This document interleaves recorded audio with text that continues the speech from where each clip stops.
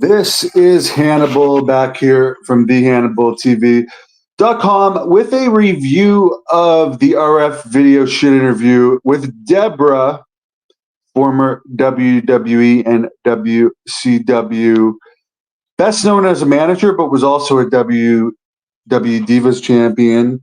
Also was married to Steve Austin at one point in time. I remember her best from WCW, managing Steve McMichael and being involved with Ric Flair and the Four Horsemen. I think she did her best work in WCW.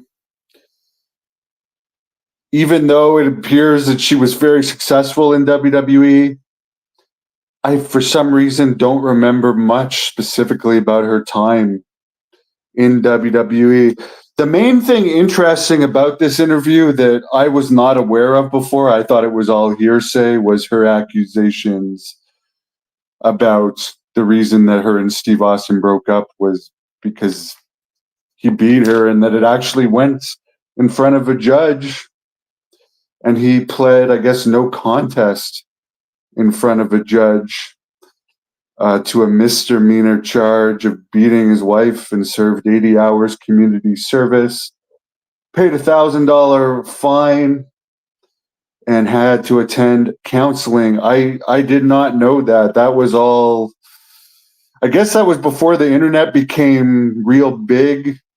Apparently he was arrested on August 15th, 2002, and he pled no contest on November 26th, 2002. So while the internet was around back then, the cancel culture wasn't really around. So I was kind of shocked to realize that that was the reason. I guess Debra never got really back in with a major company after that. I don't know if she did anything in wrestling after that, even though during this interview she seemed optimistic that she might, but clearly she hasn't been invited back since then. One interesting thing is I looked up on Steve Austin's Cage Match profile.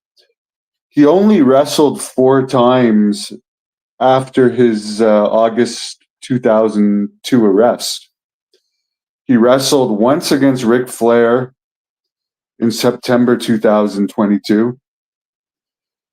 And then in 2000, or sorry, his arrest was in 2002. Then he wrestled Ric Flair the next month. Then he didn't wrestle again until the following March of 2003, where he wrestled 2 matches against Eric Bischoff and 1 match against The Rock. Then he never wrestled again until that unadvertised match against Kevin Owens at WrestleMania a few years ago. So I don't know if him not being in publicized matches is a result of that, or if it's injuries or what, but it's interesting that he only wrestled 4 times after his arrest. But overall in this interview, there's good stories. I mean, that's kind of shocking, but other than that, she seems like a sweet person. Nothing negative to say about Mongo McMichael, who's still hanging in there and fighting after a long battle with ALS. There's decent stories in there about Owen Hart being on a flight with Stephanie and Triple H when they didn't know that she was actually who she was, and she was listening to them talk business during the whole flight, and her friendship with China and stuff. It's a pretty interesting interview overall. Sad situation all around there. Yes, Malik, I think the king, I don't know how far it went or what the details were, but the king of Connecticut, I believe, at least he seemed to indicate he went out with Debra on at least one occasion, I believe. I don't know the whole backstory on that. Maybe that's a good question to ask him, but I think they may have gone on a date in more recent years. What happened to Bobby Lashley? Apparently, he's not one of Triple H's favorites. He was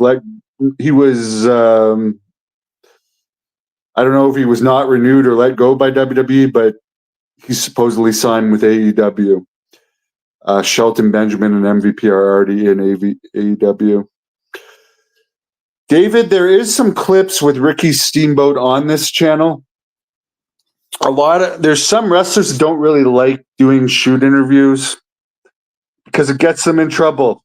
And a lot of these guys are under contract right now, Legends deals, or I don't know what Ricky Steamboat's status is, but